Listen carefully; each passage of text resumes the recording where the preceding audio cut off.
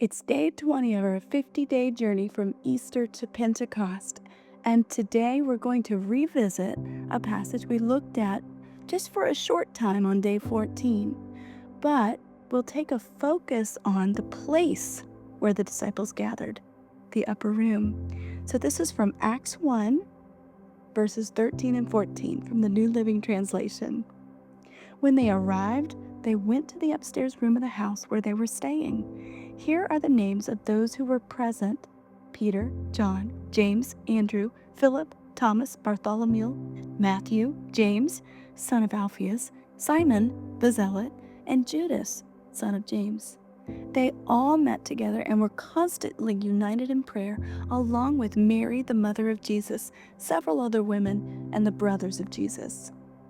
So after witnessing Jesus' ascension, the disciples returned to Jerusalem as he had told them to do. There they went to an upper room where they were staying.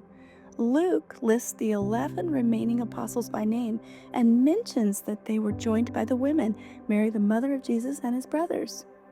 This diverse group all joined together constantly in prayer. The upper room has special significance in the story of the early church. While we can't be absolutely certain, it's likely the same upper room where Jesus shared the Last Supper with his disciples and where he appeared to them after his resurrection. It would soon be the place where the Holy Spirit descended at Pentecost. So let's look at 3 things of this upper room gathering. Well, first, notice how this place became a sacred place of encounter. An ordinary room in an ordinary house became extraordinary because of what happened there. The upper room wasn't a temple or a purpose-built sanctuary, but a common space that was transformed by divine presence. This reminds us that God's presence isn't confined to official religious buildings, but can transform any space into a place of encounter. Second, observe how the upper room served as a place of transition and preparation. Between Jesus' ascension and the Spirit's descent at Pentecost, this room became a waiting room, not for passive waiting, but for active preparation through prayer and community. The disciples were in between spaces, between what had been and what would be, and they honored the transition with intentional spiritual preparation.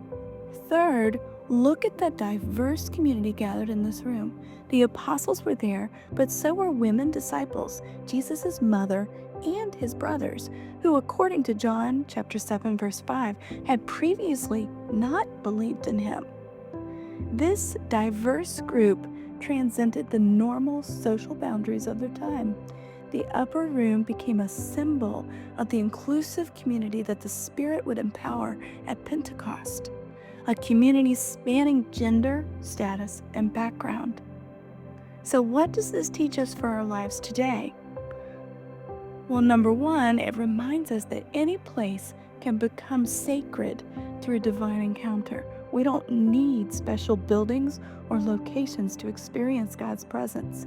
Your home, workplace, or school can become an upper room where you meet with God and are transformed by his presence. God is not confined to church buildings, but is available wherever we seek him.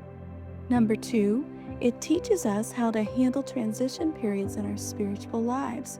When we're between what has been and what will be, perhaps waiting for guidance, healing, or a new chapter, we can follow the disciples' examples by gathering with other believers and devoting ourselves to prayer. Transitions become transformative when we use them as opportunities for spiritual preparation. And number 3, it challenges what we think the church looks like. The early church began with a diverse group united not by social similarity, but by common devotion to Jesus.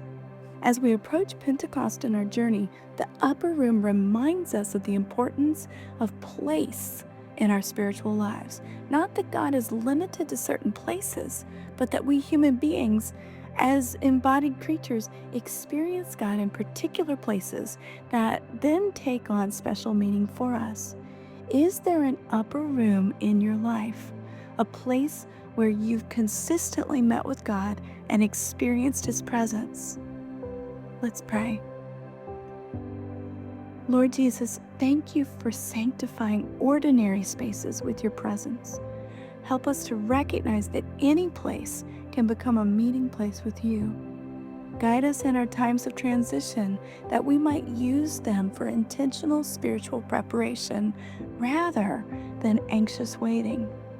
And build your church as a diverse community united by devotion to you, transcending the boundaries that divide our world. As we near Pentecost, prepare our hearts as those first disciples prepared in the upper room. In Jesus' name, amen. Tomorrow, we'll explore the Lord's Prayer as a model for how the disciples might have prayed during their time of waiting.